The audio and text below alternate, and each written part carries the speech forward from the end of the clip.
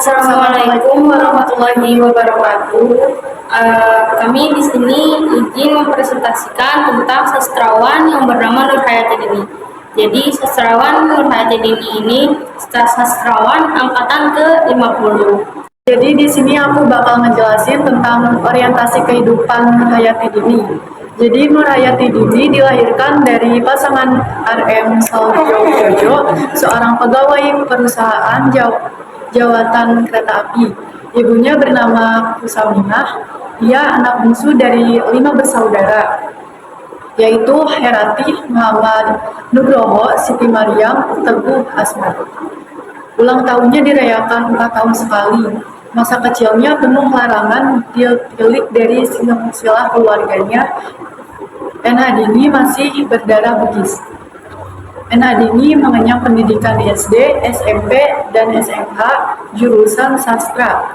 Ia mengikuti kursus B1 jurusan sejarah pada tahun 1957. Di samping itu, ia menambah pengetahuan bidang lain, yaitu menari Jawa dan memainkan gamelan. Meskipun demikian, ia lebih berkonsentrasi pada kegiatan menulis. Ini ada kehidupan Nur Hayati Dini. Dini mengaku mulai tertarik menulis sejak kelas 3 SD. Buku-buku pelajarannya penuh dengan tulisan yang merupakan ungkapan pikiran dan perasaannya sendiri.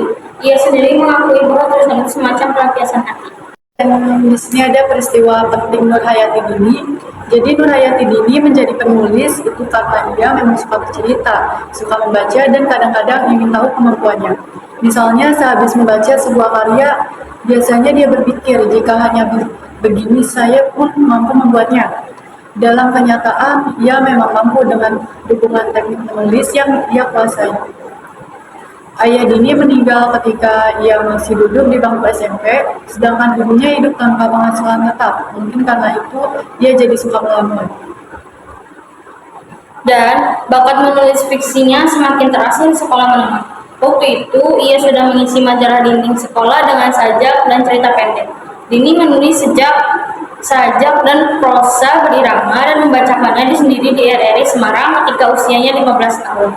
Sejak itu ia rajin mengirim sajak ke siaran nasional di RRI Semarang dalam acara Tunas Mekar. Dini juga menulis untuk majalah Kisah dan Siasat.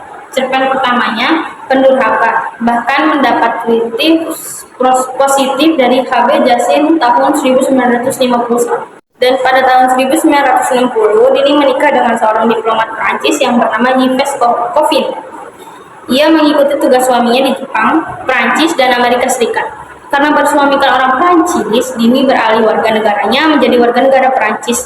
Dari perkawinan itu, Dini memiliki 2 orang anak, yaitu Mary Clay Lintang dan Lois Padang. Pada tahun 1984, Dini bercerai dengan suaminya, dan pada tahun 1985, Dini kembali ke Indonesia dan menjadi warga negara Indonesia. Hasil karyanya yang berupa puisi dan cerpen dimuat dalam majalah Budaya dan Gajah Mada di Yogyakarta tahun 1952, majalah Mimbar Indonesia, dan lembar kebudayaan Siasat.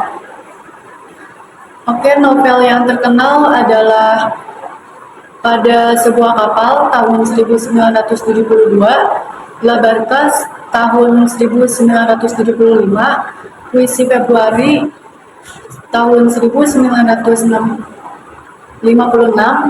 Pesan Ibu pada tahun 1956, Kapal di Pelabuhan Semarang tahun 1956, dan karya cerpennya itu Dua Dunia tahun 1956, Tuleris tahun 1982, Segi dan Garis tahun 1983, dan masih banyak lagi karya NH Dini.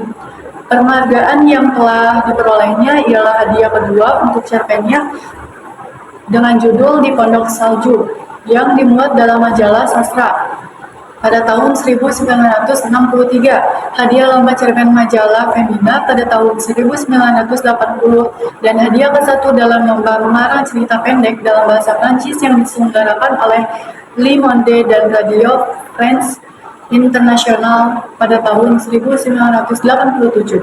Di sini ada sebagian cerita yang pernah dibuat sama Nurhayati Dini. Yang pertama itu ada sebuah lorong di kotaku, yang kedua itu ada padang ilalang di belakang rumah, yang ketiga ada langit dan bumi sahabat kami, yang keempat ada sekayu, dan yang kelima ada kuncup berseri.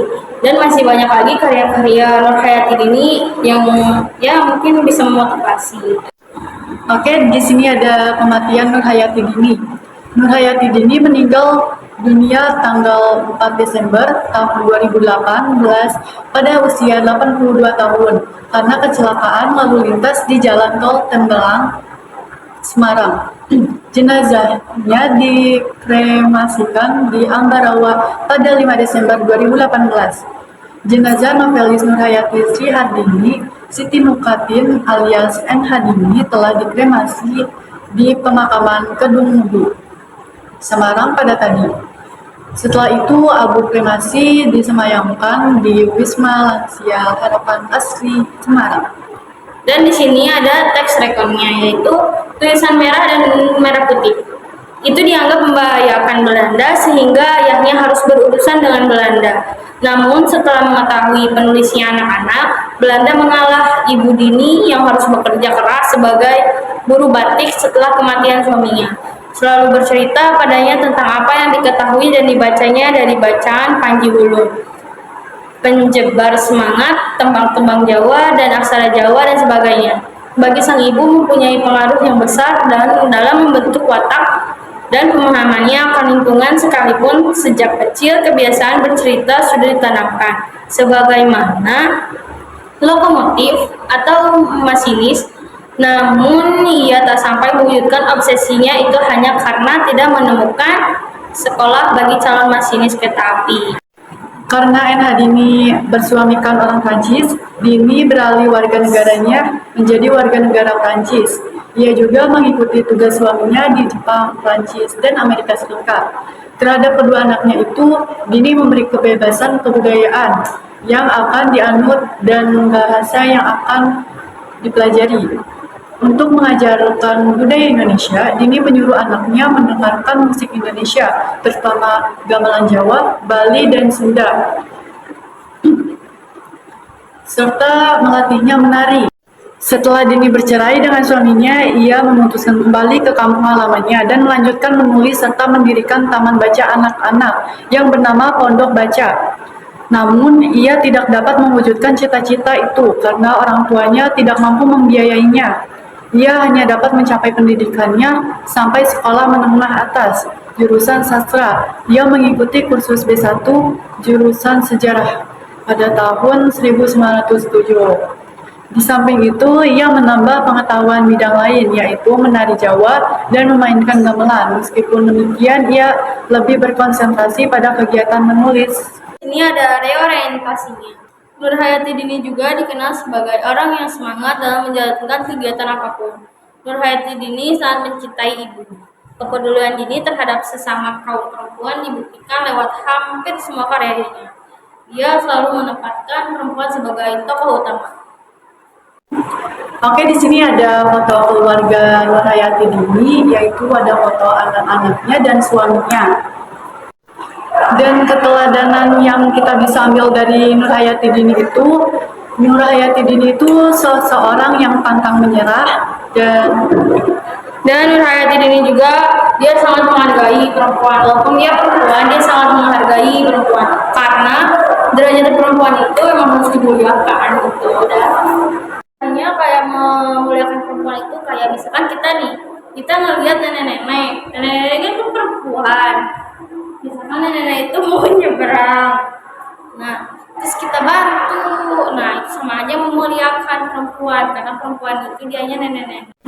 Oke, contoh keseharian pantang menyerah itu, kalau kita dapat nilai jelek itu harus tetap semangat, terus harus semangat untuk meraih prestasi yang lebih baik. Motivasi hari ini jangan lupa mandi. Canda. Motivasi buat hari ini, kalau kalian gagal di hari lalu, siapa tahu besoknya juga ikutan gagal. Nggak tahu.